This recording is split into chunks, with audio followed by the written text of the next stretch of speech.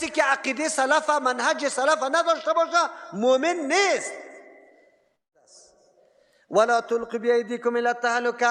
مال داری، امروز خبر داری چند چینل برای ترویج فحشا است، برای ترویج عقاید نعوذ بالله تفرقه اندازی. این چینل هایی که کلمه وهابی را در دست گرفته که سلفی را، امی کسایی که باز خود مبصر را میگه، بجای از این که الله متعال را یک کمی بصیرت بده که تحقیق بکنه، ای بدبخت تو تعالی را سلفی را نمیشناسی، به سلفیت مؤمن شده نمیتونی. کسی که عقیده سلف منهج سلف نداشته باشه مؤمن نیست. سلف خیر القرون است، صحابه، تابعین، تبع تابعین. اگر به منهج از روان نباشی، عقیده از نداشته باشی، تو مؤمن نیستی. لیکن یا فرقه های جدید پیدا شده، وهابی و سلفی است. این از کجا تبلیغات میکنی؟ وهابی کی را میگه؟ کسی در دنیا پیدا میشه که خود وهابی کدام؟ اموی که به اصطلاح تو خود وهابی بگیره یا کدام مذهب پیدا کرده میتونی. لیکن چینل های چوچای یهود و شیطانا تبلیغات کرده رایسته، از هان مردم چقدر تخریب کرده. یک چینل وجود داره که به سوی توحید الله دعوت بده؟ یک تلویزیون برای من نشان بده، یک رادیو که توحید پاک بیان کنه بدون هراس و شعر شرکی را در رادیو خود نشر نکنه، نگویه که الله بروی پیغمبریت پیدا کردی دنیا را، شعرها را ترانه را میشنوی. توحید درست بگویه، به سوی محبت سنت پیغمبر دعوت بده، برای ما پیدا کنی. یک چینل، یک مدرسه قرآن و حدیث که واقعا درس قرآن داده شود، درس حدیث داده شود، برام نشان بده. درس های حدیث است، فقط چپا کردن از پالوانیست است. پالوانی را میشناسی؟ سه مذهب در یک طرف است، یک مذهب در دیگر طرف است. مثلا کیمیا پشتگیری میشه، در کلش سه مذهب چپا میکنه، یک مذهب چی میکنه؟ بگه زورآور ثابت میکنه. از حدیث پیغمبر که مطلب گرفته میشه او گفته نمیشه. درس حدیث کما حقه وجود نداره، واقعیت است. ایرا من واقعیت میگم، نداریم.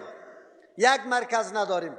اول ما و شما هستیم، 2 سال میشه ما پروسه خریدن مرکز شروع کردیم، تا حالی را کامیاب نشدیم که یک جای بگیریم که یک کمی وسیع باشه، در اونجا مدرسه داشته باشیم، لا اقل خصوصا برای ولایت 5 نفر لیلیه داشته باشیم، هم از برادرام از خواهرام. الحمدلله یک جامعه اثریه در پشاور است، 2 جامعه اثریه است.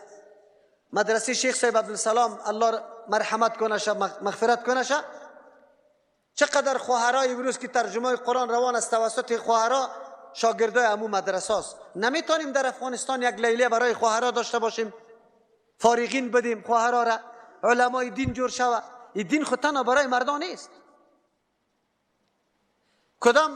کدام غیرت کردیم؟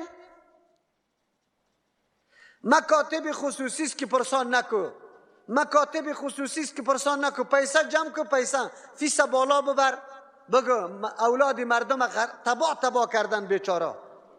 ایده کدام طرف میکشانه؟ غریب بیچاره زیر گل است. از مکاتب کلی استازای فامیده میره در مکتبای خصوصی، مکتبای دولتی همونطور کسای باقی میمانه، مردمای با اولاد غریب در اونجا میره، درس نیست. بگوی خیری اولاد غریب سوار رئیس و وزیر شده میتونه، مامور و معلم شده میتونه، باز دیخانی میکنه. این نظام اینمی دموکراسی و لعنتی آورده، فکرتان باشه. در کدام حالت رسیده؟ امروز چی گپ است؟ مکتبای خصوصی جور شده. آلی ما از خود سوال بکنیم که نیاز به چقدر مصرف است که ما بکنیم؟ بگوی چقدر نیاز داریم؟ شما در افغانستان کدام مؤسسه خیریه را پیدا میکنی غیر از این که از بیرون جور شده باشه؟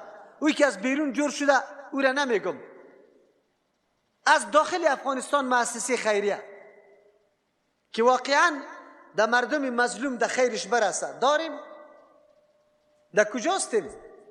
قرآن کریم برای ما میگه انجینر صاحب، دکتر صاحب، معلم صاحب، مولوی صاحب، مالدار صاحب کل گیره میگه وانفقوا فی سبیل الله، خرج کنید در راه الله متعال، انرژی تانه، قوت تانه، مال تانه، علم تانه، مهارت تانه، تجربه تانه در راه الله متعال. وقتیش است. دنیای کفر بیبی از کجا شروع میکنه، چقدر مصارف میکنه برای ترویج فرهنگ غلط خود. ما تو مسلمان جور شده ما را پس میگیره، اعلان چی میکنه؟ یکیش اعلان مهدی میکنه که من مهدی استم، دیگهش اعلان پیغمبری میکنه، دیگهش معاون مهدی میکنه، دیگهش چی میکنه؟ نصرانی. سرا کشیده میشه وقتاً فوقتاً. لیکن کجاست؟ ما چی داریم؟ چقدر مقابله داریم؟ مصرف کردیم.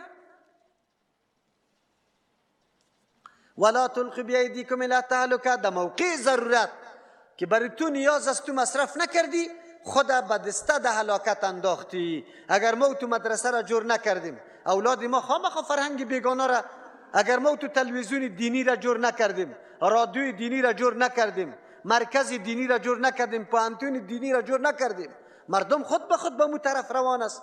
برو از اولادت پرسان کو که دین از یاد میفهمه یا نامه سازنداره از این دواره. پرسان کو خودت حالت در کجا رسیده. قرآن برای ما میگه که به دست خود ده هلاکت خود نندازی.